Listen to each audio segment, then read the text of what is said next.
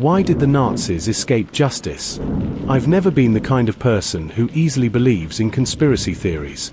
I've always been a skeptic. I believed in history books, in official versions, in what was taught in schools.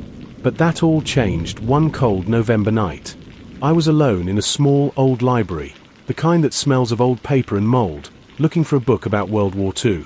I was just curious. I wanted to understand better how it all ended. I wanted to understand what led such a monstrous regime to collapse, and how the world responded afterwards. It was then that I found a forgotten copy, hidden among hardbacks, a diary by a former war crimes investigator. The notes were chaotic, handwritten, as if he were in a hurry. Halfway through the pages, a sentence froze me. Justice at Nuremberg was just a show. The real monsters got away. That stopped me. I couldn't sleep that night. Because if that were true, then everything I knew was wrong.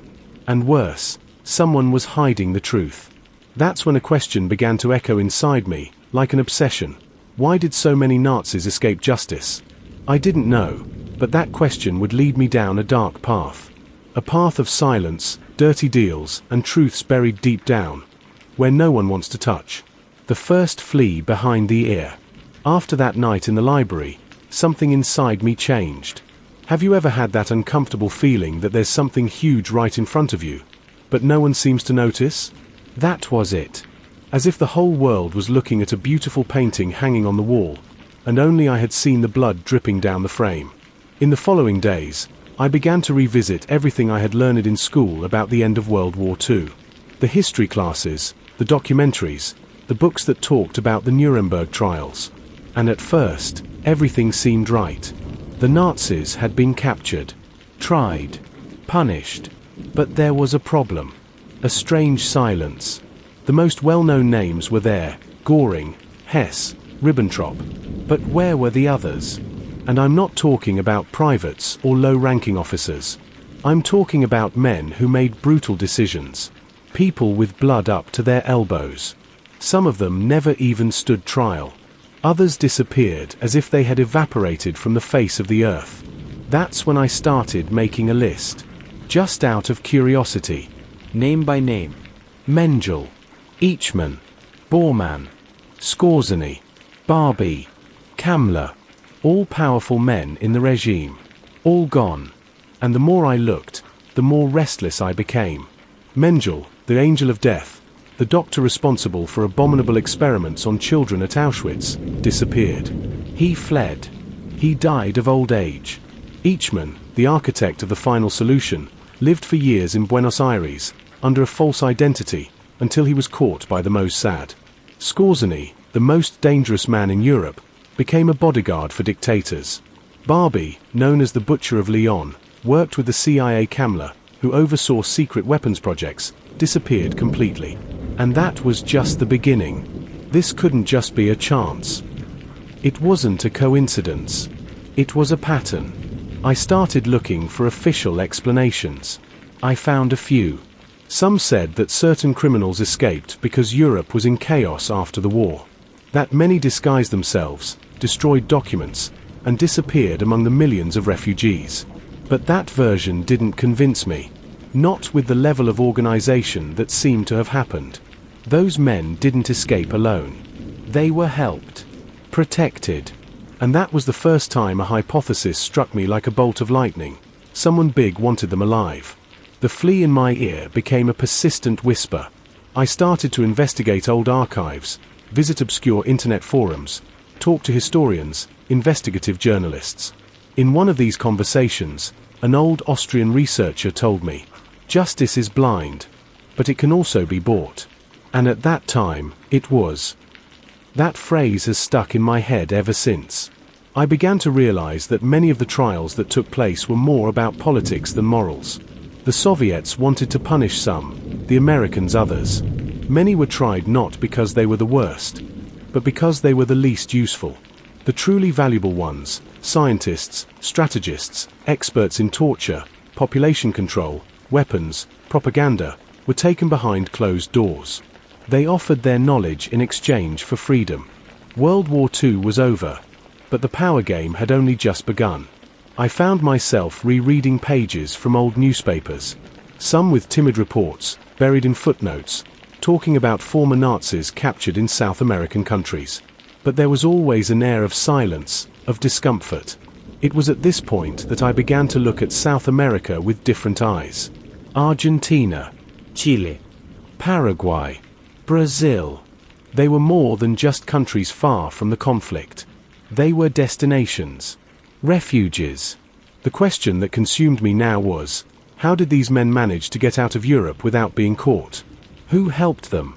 The more I tried to pull this thread, the more I felt like I was getting involved in something that many people had spent decades trying to hide. Friends called me paranoid. Some laughed. Others walked away. But I couldn't stop. That flea in my ear was now a lurking monster, and I was determined to face it. The beginning of the investigation. I would like to say that I started this investigation out of courage, out of a sense of justice. But I would be lying. I started it out of obsession. That flea in my ear had already become a constant buzzing. I would wake up in the middle of the night, with images from archives that I didn't even remember seeing. Names, faces, dates. Everything was jumbled together like pieces of a puzzle that no one seemed to want to put together. I started by searching through everything I could, old newspapers, public databases, out-of-print books. I signed up for academic forums, accessed foreign online libraries, contacted researchers who had been called crazy. And with each step, the whole thing just got dirtier. One of the first documents I found was a confidential report declassified by the CIA. In it, an informant reported having seen Klaus Barbie, the butcher of Lyon, working as an American intelligence agent after the war. It destroyed me. Barbie had tortured, killed, exterminated entire families in occupied France. And here he was, years later, being paid by a government that supposedly fought for freedom. This wasn't escape. It was recruitment. I soon found other files about Operation Paperclip, a secret American mission that brought hundreds of Nazi scientists to the United States. Officers who had sworn loyalty to Hitler were reassigned, with new identities, to work on military, space, and engineering projects. These men who had once worn lab coats stained with prisoners' blood were now wearing clean suits, giving speeches and receiving medals.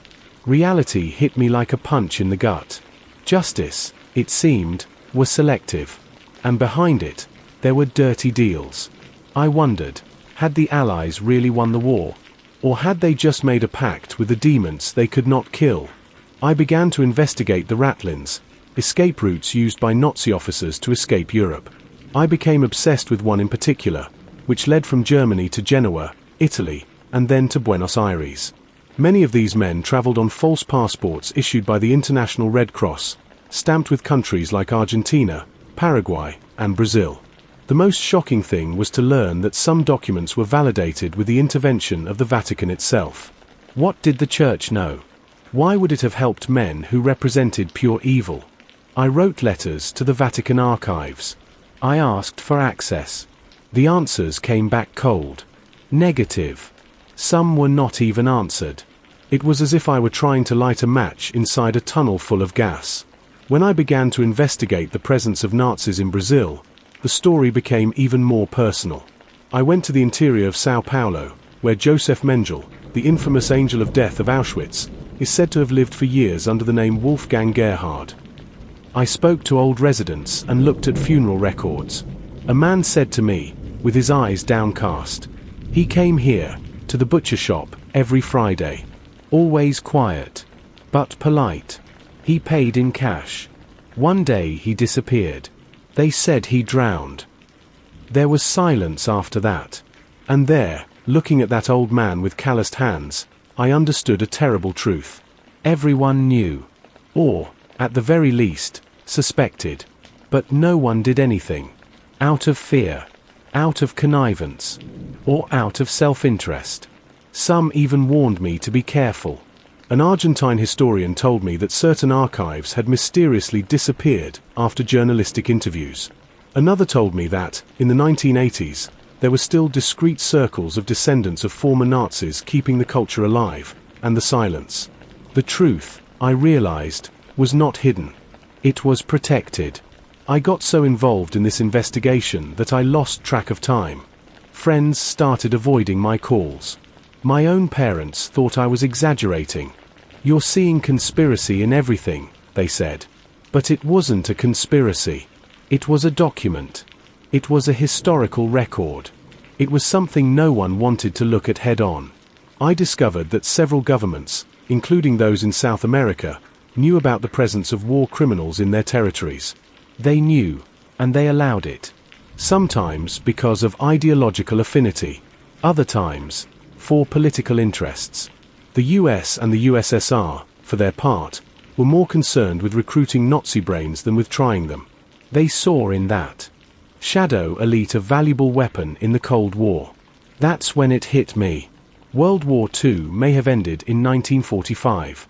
But the war for power, for control, for supremacy, that never ended. And in this silent war, the Nazis were not defeated. They were absorbed. I no longer knew where the official story ended and the reality distorted by decades of omission began. But I knew I had to keep going. I was dealing with something dangerous. Something that still lives in the shadows. The untouchables of the Third Reich. I used to think that monsters were creatures hidden in nightmares. That history, despite its cruelty, had done its job, brought the worst men to justice, exposed their crimes, punished their names. But what I discovered was that some of the worst monsters never even came close to a courtroom. And it wasn't for lack of evidence. It was for protection. It is difficult to put into words the kind of anger and disbelief I felt when I saw the faces of these men on immigration documents, diplomatic passports, and employment contracts. Men with blood on their hands, with piles of corpses on their backs, living in freedom, often in comfort, while thousands of families never had a single body to bury. In my personal investigation, I began to call them the untouchables of the Third Reich. Here are some of them. Otto Skorzeny. One of the first names I came across was Otto Skorzeny. To many, he was just an SS officer, but to the darkest circles of the Nazi regime, he was much more. Skorzeny was a strategist, an expert in unconventional warfare. He led the operation that rescued Mussolini from captivity in the Italian mountains, a feat that earned him direct prestige with Hitler. After the war, Skorzeny did not flee in hiding. He was simply let go. In 1948, he escaped from an American detention camp in Germany. Curious, to say the least, isn't it? What happened next is even more curious. He went to live in Francois, Spain, with the support of the government, and became a bodyguard for none other than Juan Perón, President of Argentina. But that's not all. There are documents and testimonies that point to Skorzeny as one of the organizers of the Ratlins, helping other high-ranking Nazis escape from Europe. And there are theories, less and less theory, more and more evidence, that he worked as a secret consultant for the Israeli Mossad. Think about that for a moment. One of the most dangerous men in the Third Reich, with connections on 3 continents, serving as a key player in a game of international interests. Untouchable. Josef Mengele. When I came across the story of Joseph Mengele, I felt nauseated. Doctor. Scientist. Executioner. In Auschwitz, Mengele used Jewish prisoners, mostly children, as guinea pigs for inhumane experiments. He injected chemicals into their eyes, amputated limbs, and deliberately caused diseases. All in the name of racial science. At the end of the war, he fled Germany with the help of Nazi sympathizers. By 1949, he was in Argentina. Later, he passed through Paraguay and ended his days in Brazil, living in the interior of São Paulo under the name Wolfgang Gerhard. Several governments knew where he was. But they turned a blind eye. Mengele drowned in 1979, at the age of 67, after suffering a cardiac arrest while swimming. No court. No trial. No reparations for the victims. Just silence, and dirt on his grave. Klaus Barbie. Then came Klaus Barbie. The name seemed almost fictitious to me, but the reality behind it was unbearable. As head of the Gestapo in Lyon, France, Barbie was responsible for the deaths of thousands of people. Torture, executions, mass deportations. One of his most brutal crimes was ordering the arrest and sending of Jewish orphan children to extermination camps. And after the war, instead of being arrested, Klaus Barbie was recruited by American intelligence, where he worked providing information about communists in Europe. When his name began to circulate negatively, the Americans themselves helped him escape to Bolivia. He lived there for decades. He became an influential businessman, protected by local dictatorships. He was only extradited and tried in the 1980s, when he was already old. They took his body, but his soul? That had already caused enough damage. Hans Kammler. And then came the name that haunts me the most, Hans Kammler. Almost no one has heard of him. But he was responsible for overseeing the construction of the gas chambers at Auschwitz. He also headed secret weapons projects, including the development of V-2 rockets and experiments with nuclear energy. Kammler disappeared mysteriously in May 1945. The official version was that he committed suicide. But there was no body, no photos, no medical records. Some declassified US files suggest that he was captured and taken to American soil, where worked secretly in research labs. Never tried. Never exposed. A ghost among the living. These men were not isolated cases. They were part of a shadowy elite that did not disappear. It was absorbed. And the more I investigated, the more I saw how this protection of the untouchables was systematic, deliberate, and global. They knew too much. They were worth too much. For those who won the war, it was more useful to have them as allies than as prisoners. Justice, the kind we learn about in books, was a sham. The real court took place in the shadows, where what was at stake was not punishment, but power. And the untouchables? They won. At least for a while. The connection with South America. What would you do if you knew that the demons of history had not been buried, but merely relocated, to your backyard? Because that's what I discovered. When I realized that the Nazi escape routes led to the south of the continent, my blood ran cold.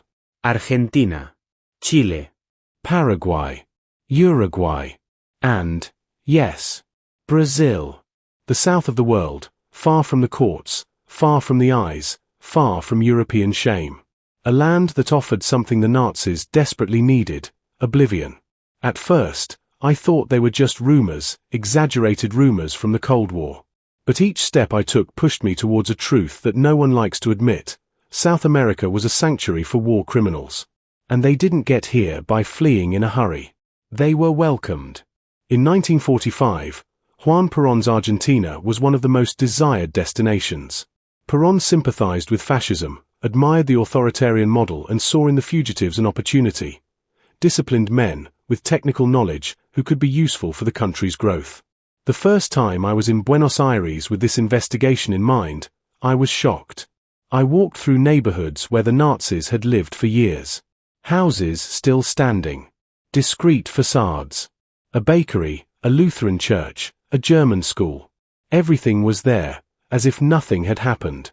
A resident said to me, with an almost embarrassed expression. They were polite. Reserved. But, we knew. The word we knew kept hammering in my head.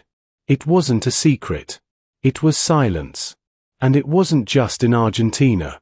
In Alfredo Stroessner's Paraguay, a cold-blooded dictator, the Nazis found fertile ground to hide.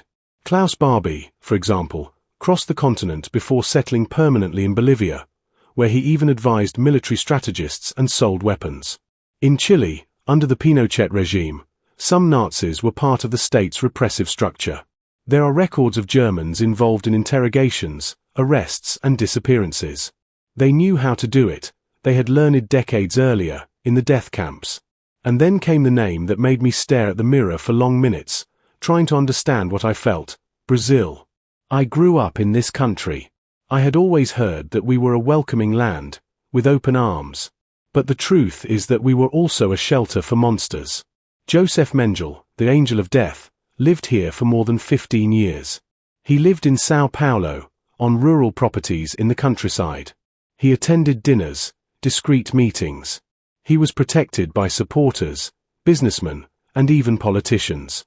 I walked the roads of Caieiras, in São Paulo, where he is said to have spent part of his life. I talked to old farmers. A lady told me that there was a mysterious German who spoke little and always wore a big hat. He scared me. His eyes seemed to never blink. It wasn't a legend. It was him. And Mengele wasn't alone.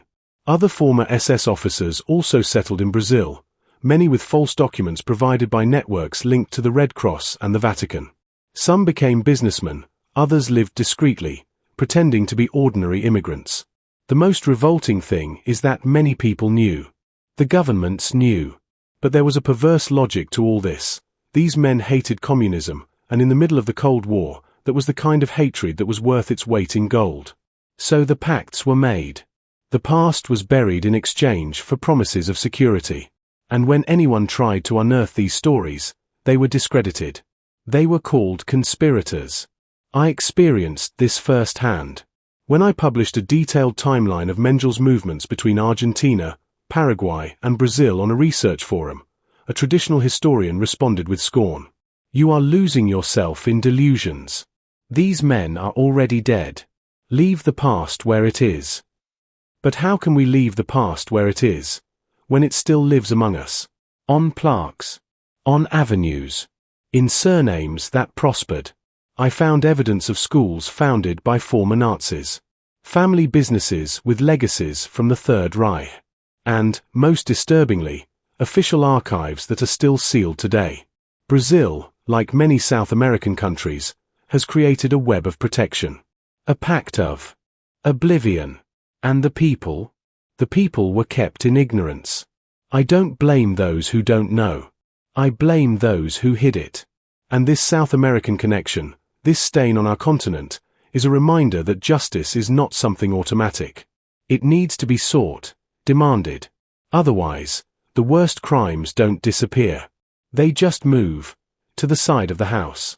The role of the Vatican. I was reluctant to touch on this point. Out of respect. Out of fear. Maybe even out of faith. But at some point, the investigation led me to a name I didn't expect to write in this dark diary, Vatican. I confess I hesitated. I grew up hearing that the Catholic Church was a bastion of good, a moral voice in a world in ruins. The Pope himself, during World War II, was portrayed as someone between a rock and a hard place, trying to protect the innocent.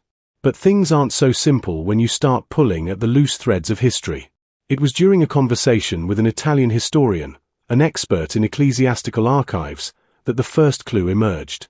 He told me, with hollow eyes, that there were secret letters and documents indicating the involvement of priests and bishops in the escape of Nazi officers. That seemed absurd to me, almost blasphemous. But I was no longer in the realm of supposition. I needed to see for myself. So I started investigating. I discovered something that many scholars already knew about, but that is rarely discussed in public: the existence of the ecclesiastical ratlins. Secret channels organized by members of the church that helped Nazi war criminals escape from Europe. And these were not 2 or 3 isolated cases. It was a system, operating under the noses of the Allied powers, often with the complicity of local governments, and with the convenient silence of international authorities. One of the names most frequently linked to this network is that of Monsignor Alois Hudel, an Austrian bishop and open Nazi sympathizer who worked in Rome. Hudel used his position within the church to issue letters of recommendation and identity documents to Nazi fugitives. Many of these documents were later used to apply for Red Cross passports. Did the Vatican know? There is no official answer. But when you delve deeper into the archives and testimonies, it is impossible not to notice the pattern. One of them struck me deeply, a copy of a request for help made by a former SS officer, directly to Monsignor Hudel, asking for spiritual refuge and protection from the judgment of men. The answer was short: God's mercy is greater than the justice of men. We will provide. I read it and felt a lump in my throat. Had they ended up saving monsters in their attempts to save souls? Or was it something more cynical? A political game? In 1945, Europe was in ruins. The threat of communism loomed like a shadow over the West. Many within the church believed that it was better to protect a Nazi than to allow the USSR to gain another inch of ground. Faith gave way to pragmatism. And in this pragmatism, Mengele, Eichmann, Priebke, and many others were given a second chance. They traveled with the help of priests, hid in monasteries, crossed borders with the forgiveness of those who should have denounced them. I found reports that, in Rome, in the silent corridors of Catholic institutions, there were lists with coded names of war fugitives. Some were even sheltered for months until safe transportation could be arranged. The justification was always the same. The Church protects man, not his sins. But how can we differentiate a man from his actions, when his actions are crimes against humanity? The most disturbing part was trying to get official answers. I wrote to the Vatican secret archives. I requested access to documents from 1945 to 1950, relating to the work of clergy in the post-war period. The response was polite but empty. The requested documents are not available to the public at this time. When you hear the word secret followed by archive, your stomach turns. Mine did. Some scholars say there is an internal force in the Vatican that protects these memories for fear of scandal. Others believe it was all done by a minority, without the Pope's knowledge. I don't know what the whole truth is. But I do know this: there was help. There was protection. There was silence. And silence is the cruelest of accomplices. I visited a small church in Rome, near Termini station, where some historians say Nazi refugees were given temporary shelter. The Baroque architecture, the stained glass windows illuminated by sunlight, it was all beautiful. Almost heavenly. But as I walked down the side hallway, imagining those walls housing men who had committed atrocities, I felt something strange. As if guilt permeated the bricks.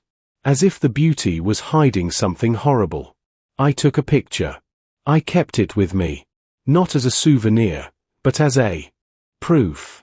Because sometimes, even the sacred can become a refuge for the profane. And that's when I realized. Not everything that is sacred is just. And not everything that is just is revealed. History, once again, was written by those who knew how to erase their tracks with hands washed in holy water. The invisible hand of the United States. I was always taught that the United States was the hero of World War II. That it liberated Europe, defeated evil, judged the criminals. And for a long time, I believed that. But when I started investigating the fate of the Nazis who escaped, one thing became clear. Not all heroes want justice. Some prefer utility. The first time I came across the name Operation Paperclip, I didn't even know what it was. It sounded like something harmless, something from an office, some kind of bureaucracy. But Paperclip was not a paper project. It was a cleanup project. A recruitment project. The secret initiative authorized by the American government in 1945 had a simple goal: to bring Nazi scientists to the United States, erase their pasts, and use them against the Soviet Union. The United States knew that the Soviets were bringing German scientists and engineers to the USSR. And, not to be outdone, they decided to do the same. With one brutal difference: in doing so, they saved war criminals. When I read the documents declassified by the CIA and the Department of Defense, I felt as if something inside me collapsed. Because there were the names, the positions, the biographies, and, alongside them, the new identities.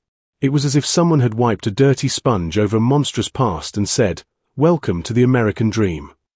The most famous of these names was Wernher von Braun. Rocket engineer. Brilliant. Ambitious. Former member of the SS. Von Braun worked directly on the creation of the V-2 rockets, used by the Nazis to bomb London and other cities. The V-2s were manufactured by slave labor, in inhumane conditions. Thousands of prisoners died in the tunnels where these rockets were produced. And he knew it. He was there. But when the war ended, the United States did not judge him. They embraced him. Von Braun became a central figure in the American space program. He worked at NASA. He led the Saturn V project. He was hailed as a hero of the space race. A man with blood on his hands, he helped America reach the stars. I remember sitting in a dark room, reading an old interview where he talked about his love of science. And all I could think about was the hands that buried the bodies of the slaves who made his rockets work. It made me sick. And von Braun wasn't the only one. The Operation Paperclip list had more than 1,600 names. Experts in chemical and biological weapons, propaganda, torture, interrogation. Many of them had committed crimes. Others had direct links to the concentration camps. But all of them had one quality that made them special to the Americans. They knew too much about the Soviet enemy. And knowing too much was more valuable than any moral judgment. One part of my investigation took me to Fort Bliss, Texas, where many of these Nazi scientists were initially housed. I found old photographs. Groups of Germans smiling, drinking coffee, walking in suits among palm trees. As if they had been given a new lease on life. And indeed, they had. While the families of the dead at Auschwitz were searching for bones in mass graves, these men were attending barbecues, buying cars, and educating their children in American schools. This was no oversight. It was a state policy. The CIA also got involved. And that brings me to the darker side of this story. Many of the former Nazis brought to the US or protected in other countries worked in secret intelligence programs, such as MKUltra, the project that sought to control the human mind through torture, drugs, and hypnosis. Can you imagine? Men who had been experimented on in concentration camps were now applying their knowledge in the name of freedom. I read a report in which a former SS officer was consulted by the CIA on how to psychologically break a prisoner. This is not science fiction. This is history. And worse, it is hidden history. In 1979, when more damning allegations about Operation Paperclip emerged, the US government downplayed it. It said that the benefits outweighed the risks. I wonder, what kind of morality weighs benefits against crimes against humanity? No court of the people voted on this. No victims were heard. Justice was served behind closed doors. And perhaps the cruelest thing is this. The same men who led the world to the brink were the same men who helped shape the next century. When you walk the streets of Washington, or look at NASA photographs, or read about the arms race, there is always a shadow in the background. A shadow that speaks German. And now that I know this, I will never be able to see the world the same way again. The US did not fail to capture the Nazis. They chose not to.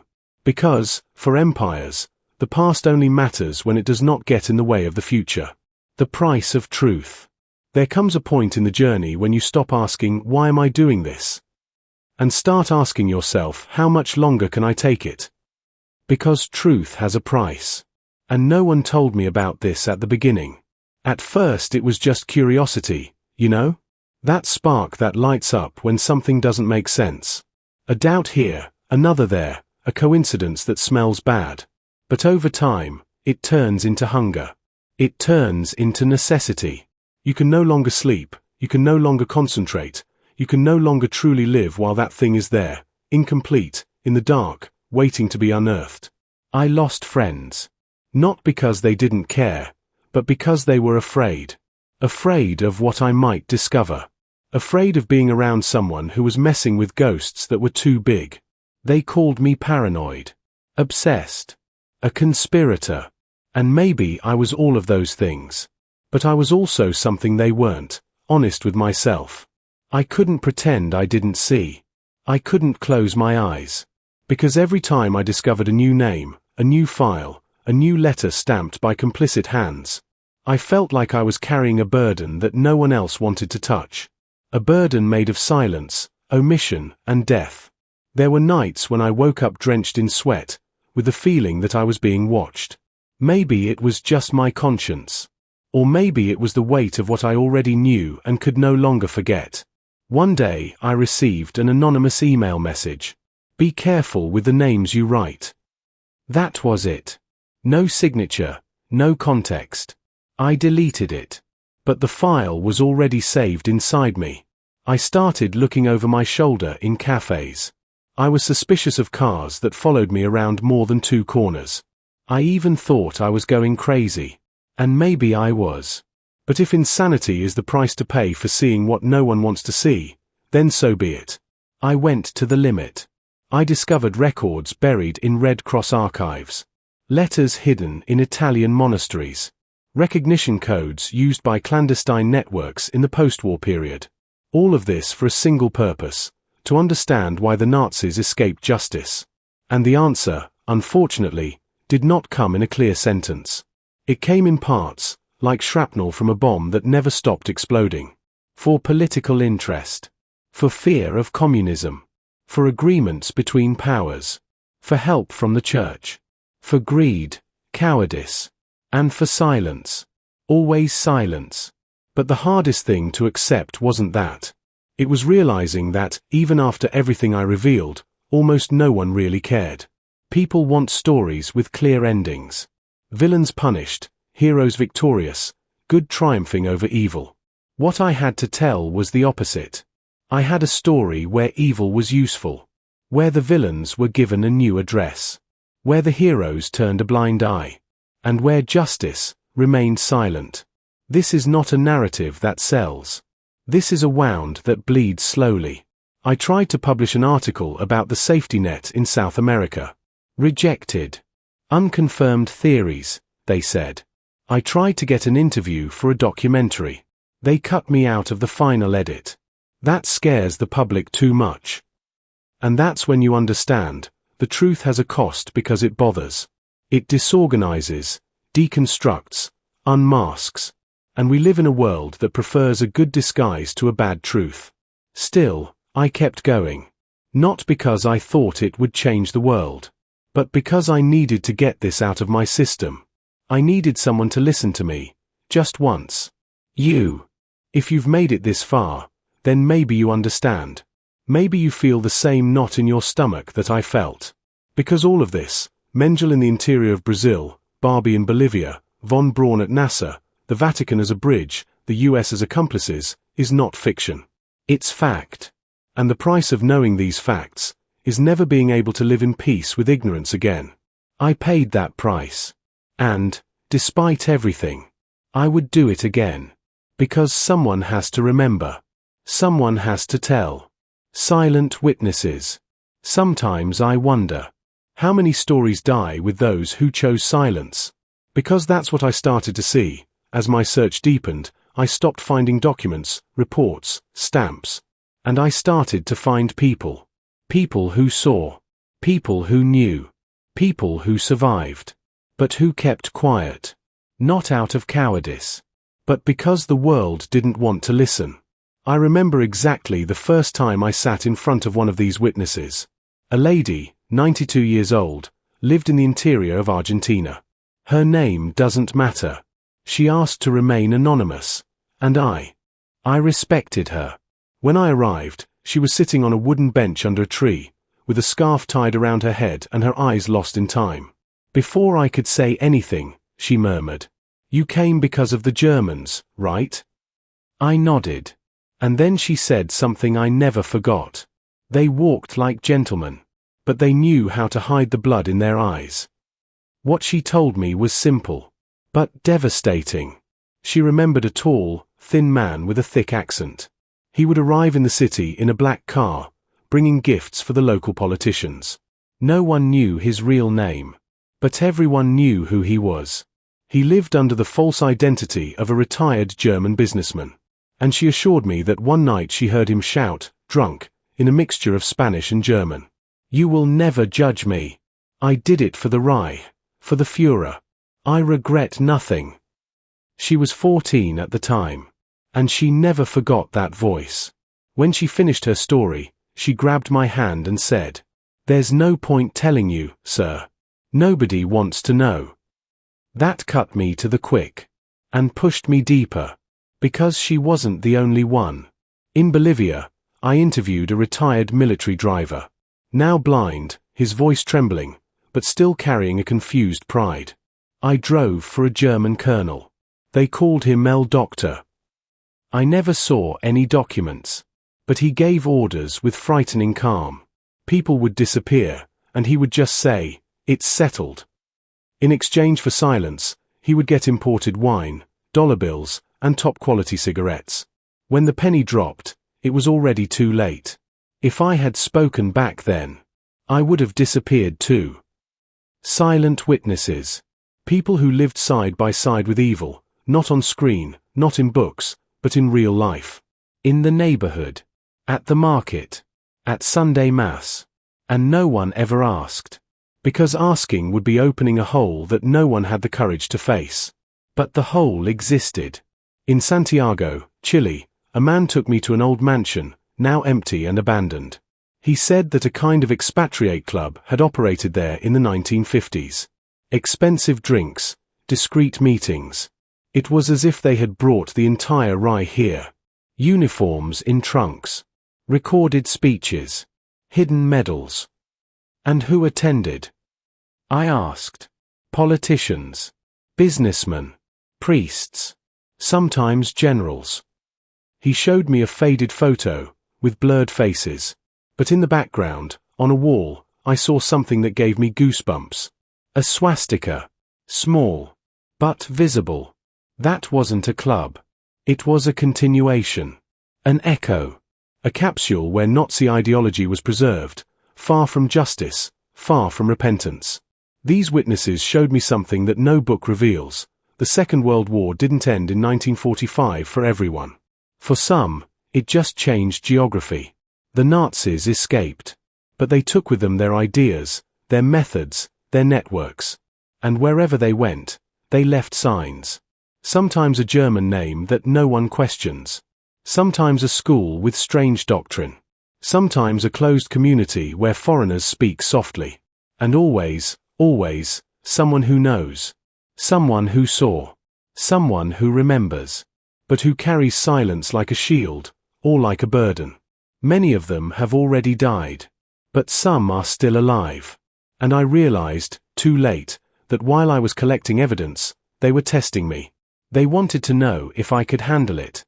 If I would be just another curious person. Or if I would have the courage to listen to everything until the end. I listened. But what do I do with it? Do I save it? Do I shout it? Do I write it down?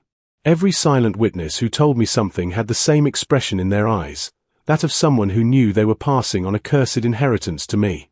And now this inheritance is with me. In my sleepless nights. In the audios saved in encrypted folders. In the photos in envelopes with no name. And, above all, in the certainty that the whole story has not been told. The truth is scattered in the alleys, in the memories of forgotten old people, in the letters hidden between mouldy pages. In every silent witness, there is a stifled scream. And my role, now, is to be an echo. The trial that never happened. I have always believed in the power of justice.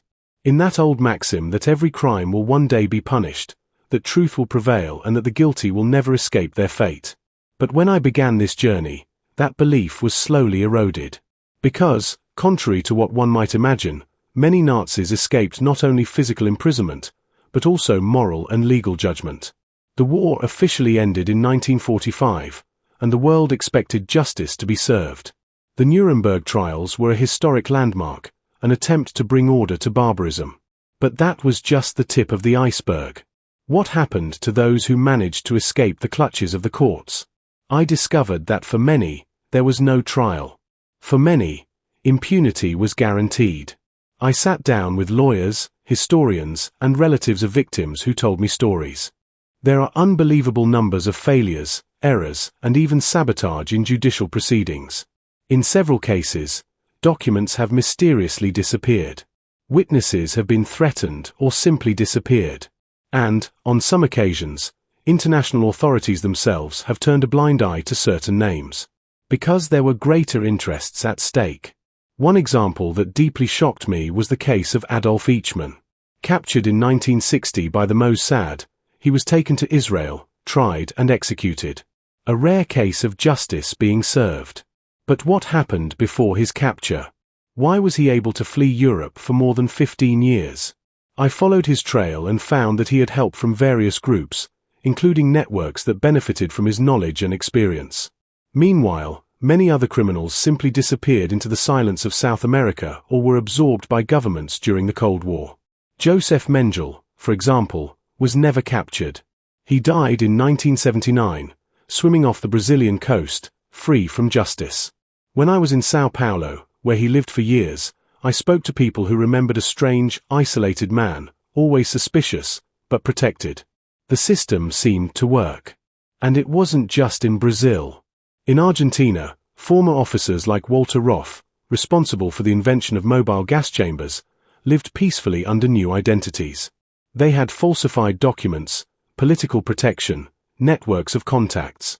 And I ask myself, why did these networks exist? Who maintained them? And, most importantly, who benefited from the impunity of these men? With each step I took in this investigation, I saw more and more how international justice was flawed, not because of incompetence, but because of political calculation. At a time when fear of communism dictated the global agenda, hunting Nazis was not a priority.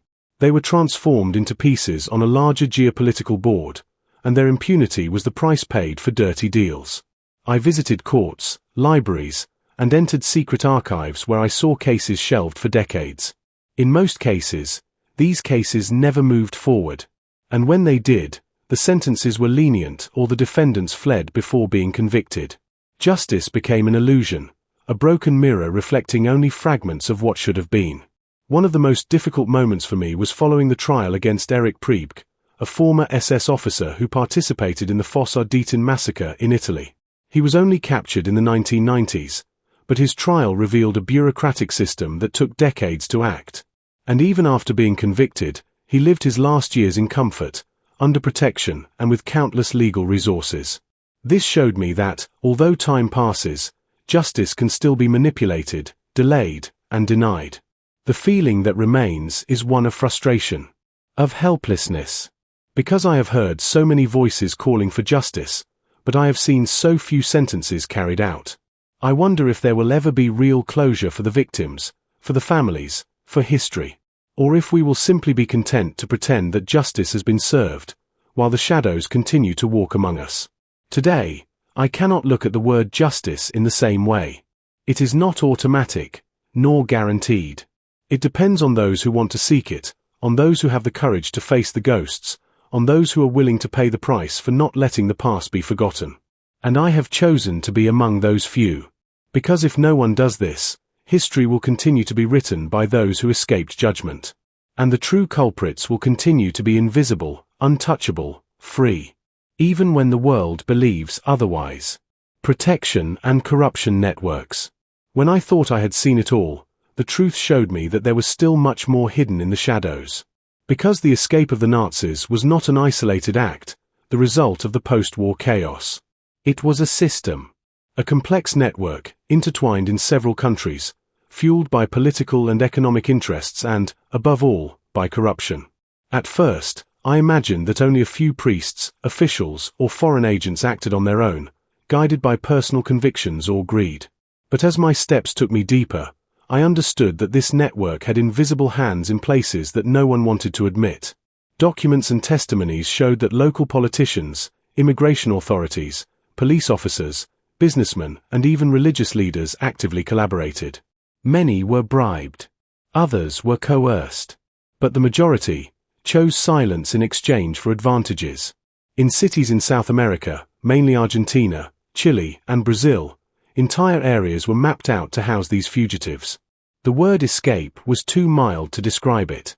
It was a real rescue operation, with routes, contacts, hiding places, safe transportation and money circulating in large amounts. In Buenos Aires. I found records that pointed to a network called La Junta, an informal group that facilitated the entry of ex-Nazis into the country, in direct collaboration with some local military officers. There were secret lists of names, addresses, and positions that circulated among them. One of these documents, stamped with official seals, seemed almost like a passport to impunity. I asked a historian if this could be considered institutionalized corruption. He answered, without hesitation, "This goes beyond corruption. It is a conspiracy." On more than one occasion, the Brazilian Federal Police was involved, not always consciously, in operations that allowed these fugitives to move freely around the country. I remember an interview with a former immigration agent who admitted to having received direct orders to facilitate entry documents. When I asked by whom, he changed the subject. This showed me the size of the web. At the same time, local businessmen saw financial opportunities. Some helped acquire properties, others created front businesses, allowing former Nazis to launder money and rebuild their lives with a semblance of normality. And the church, which I mentioned earlier, did not act alone. There was a silent complicity between several institutions, each with its own interest or reason for keeping the network running. What surprised me most was discovering that part of this scheme continued to be active for decades, long after the end of the Cold War. I asked myself many times, who else is protected by these networks? What secrets did these men carry that made them so valuable to so many powers? In the midst of all this, I came across reports of documents that were falsified not only to help them escape, but to completely erase the original identities of these men. Passports, birth certificates, civil registrations, everything was manipulated. And for each document, there was an interested hand ensuring that nothing was questioned. When I wrote to international agencies asking for information, I received evasive or negative responses. It was as if the system was still protected by an invisible veil. A barrier built not only to hide criminals, but to protect the very architects of this plot. This left me perplexed. Because, in the end, it was not just about protecting Nazis, but about preserving interests that crossed borders and governments. I discovered that, on certain occasions, secret agents from different countries communicated to ensure that these people were not captured. A tacit pact of silence that went beyond ideologies and official alliances. I saw names coded in secret files, many of which remain inaccessible to this day. It was a conspiracy on a global scale, where corruption, power, and fear mixed to create an almost impenetrable shield. I felt the weight of this truth on my skin. And more than ever I realized that this was not just a search for history. It was a fight against a system that still lives on. Because as long as these networks exist, justice will be nothing more than an empty word. And the evil that we thought had been defeated continues to live on, sneaking around, hiding behind masks and false passports. My story, then, is not just about the past. It is a warning for the present. So that we never again let ourselves be fooled by the appearance of peace, while the shadows continue to conspire. I will carry this story with me, not by choice, but by duty. Because those who forget the past are condemned to repeat it. And I refuse to let that happen. The countries of refuge. I always thought that the Nazis fled to remote places, far from civilization, like someone fleeing to the end of the world. But the truth is crueler and closer than I imagined. They did not disappear to distant islands or inhospitable deserts. They found refuge in countries where silence was bought with money, fear, and connivance. Countries that have somehow turned a blind eye to the truth. When I began to trace these escape routes, I came across maps, letters, and reports that clearly pointed to South America as the main destination for these fugitives. Argentina, Brazil, Chile, Paraguay, and Bolivia were more than just countries. They were organized refuges. In Argentina, with its long coastline and vast interior, these men found a kind of new homeland. Under the rule of Juan Perón, the country adopted an ambiguous policy towards these exiles. Perón, a controversial leader, saw in them an opportunity, technical expertise, military knowledge, and a chance to strengthen the country against external threats. Documents show that he directly authorized the entry of former Nazi officers, many of whom were given false identities and positions in government or industry. I traveled to Buenos Aires and walked through the neighborhoods where these men lived. Simple houses, but with signs of wealth. Colleagues who never asked where they came from. And a constant feeling of secrets being kept under lock and key. In Brazil, the story was no different. In São Paulo, I heard stories of German communities that maintained traditions that seemed untouched by time, some even celebrating symbols and figures that should have been condemned forever. I met a man, a descendant of immigrants, who confided in me that many of these Nazis lived as shadows, with changed identities, working in factories, schools, and even in local politics. They avoided standing out, but they never hid completely. In Chile, the Pinochet dictatorship, which came decades later, was also a stage for some former Nazis who found shelter and support. German officers influenced methods of repression, torture, and surveillance that marked that dark period in Chilean history. Bolivia and Paraguay also participated in this silent game. Escape routes passed through there, and small towns became centers of protection. I visited forgotten villages, where I found traces of untold stories, yellowed photographs, documents hidden in drawers, and stories whispered by residents who still carry fear in their eyes. The most frightening thing was realizing that these countries were not just passive refuges. They were active accomplices. Facilitators who guaranteed safety, provided documents, and created support networks so that these men could rebuild their lives without ever being persecuted. The question that kept me awake was, why did these countries do this? Some say it was fear of communism. Others say it was greed, economic interests, or a simple lack of political will. However, I see this as a deep wound in the history of humanity, a pact of silence that perpetuated injustice. While thousands were killed, persecuted, and forgotten, these men were able to walk free, building new identities, new lives, far from the eyes of justice. And I felt the weight of this injustice in every stone, in every street of these countries. I saw how official history tried to ignore these dark chapters. But the marks were there. Invisible to many, but vivid to those who know where to look. South America was not a geographical accident in this story. It was a plan. A stain that the entire world needs to recognize. Because as long as these refuges exist, justice will always be incomplete. And the shadow of the past will continue to haunt us, silent, persistent, threatening. I tell this not to scare, but to remind us that the truth is a light that should never be extinguished. That history cannot be buried in foreign lands. That memory is a duty. And that only by confronting these countries of refuge will we one day be able to close this chapter with true justice. The Church's connivance. I remember the first time I heard about the Church's role in this dark puzzle. It was a quick, almost whispered conversation in an old library, among piles of dusty books and forgotten documents. Someone said to me, "If you want to understand why so many Nazis escaped, start with the Church." That made me uneasy. Because, for me, the Church has always been a symbol of faith, redemption, and hope. But in the story I was trying to tell, it appeared as a shadow that helped hide monsters. Discovering this was one of the most difficult moments of this journey. I saw documents that revealed the existence of the so-called ratlins, clandestine routes used to help Nazis escape from Europe, often organized or facilitated by members of the Catholic Church. Priests, bishops, and even cardinals who provided forged documents, safe passage, shelter, and protection. This was not an isolated act or the work of a few heretics. This was an organized network that spanned borders and continents. I visited monasteries, found secret archives, and spoke to people who, despite decades of silence, felt compelled to speak out. They told stories of hastily held masses, confessions that should never have happened, and whispers that could not be heard outside the sacristy.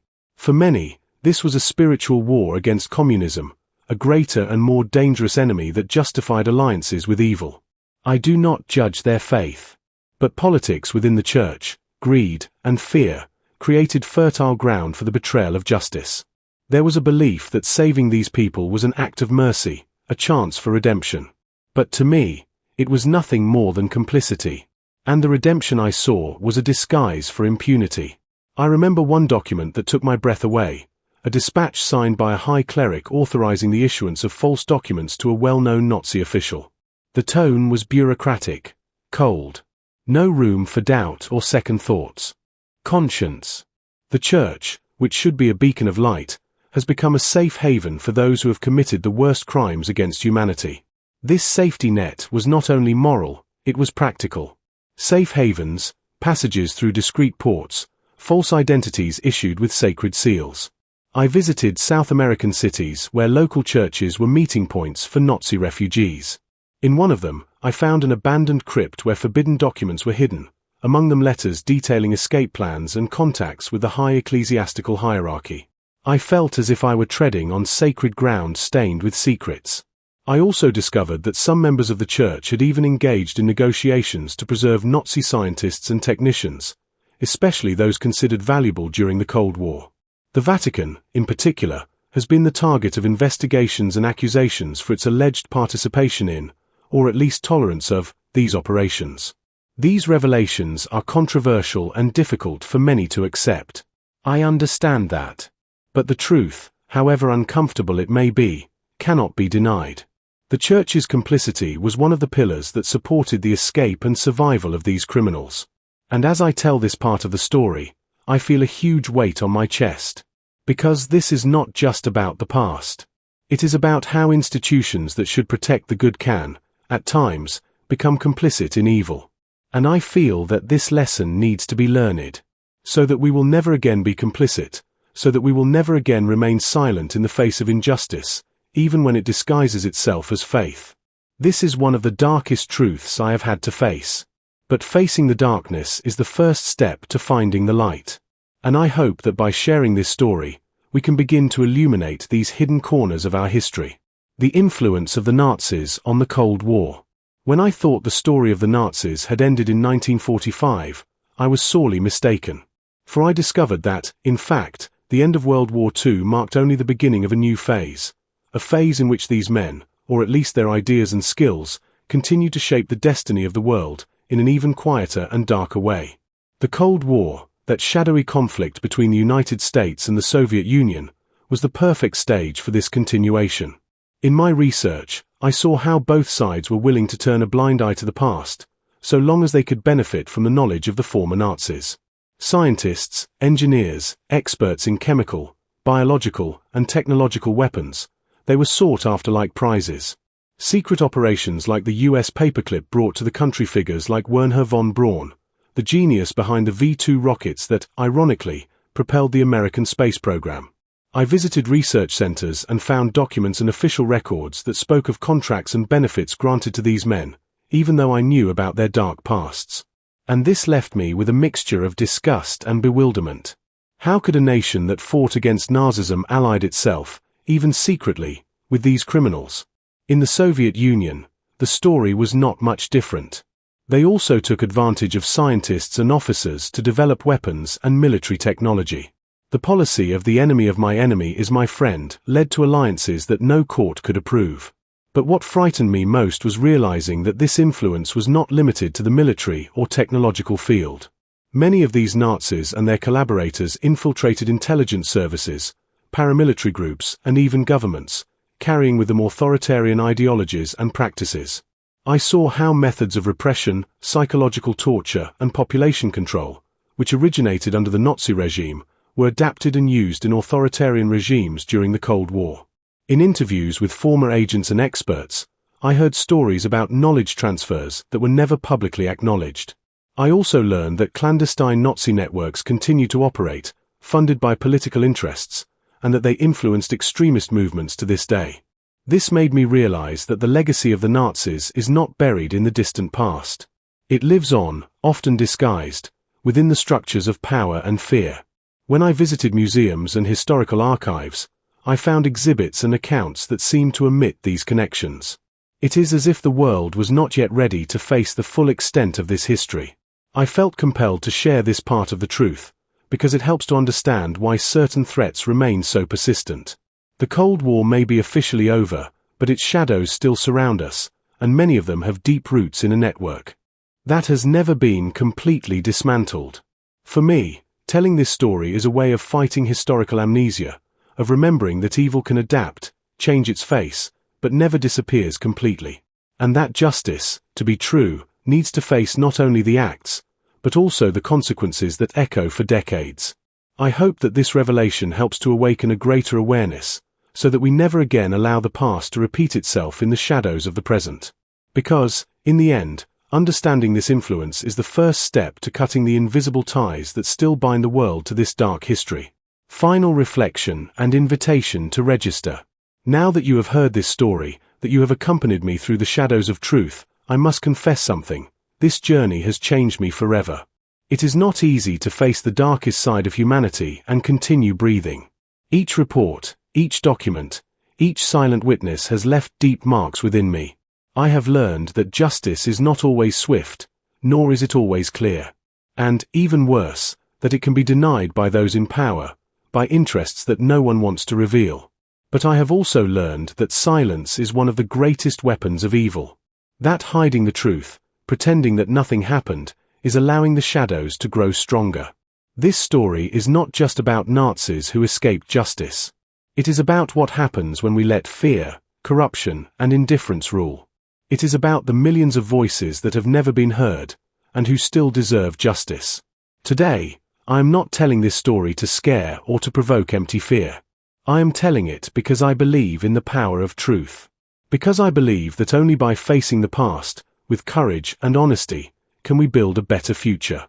You may ask yourself, What can I do in the face of something so big, so dark? I tell you, you can choose not to ignore it. You can choose to listen, learn, share. You can be part of a movement that refuses to forget, to remain silent, to accept silence as an answer. The story of the Nazis who escaped justice is an urgent reminder that evil can hide in the shadows, but the light of conscience and memory must never be extinguished. If you have come this far, thank you for following me. But this is only part of the truth that I want to share with you. Here, on this channel, we will continue to explore stories that challenge what we are told, that reveal the hidden side of history and humanity. I invite you to subscribe, to activate notifications, so that together we can continue this journey. Because the more eyes are attentive, the harder it will be for the shadows to find space to grow. The truth can be uncomfortable, even painful, but it is the only path to freedom. And that is why I am here. To tell, to show, to remember. And I hope you are here with me. Because the story does not end with silence. It begins when someone decides to listen. And that person could be you.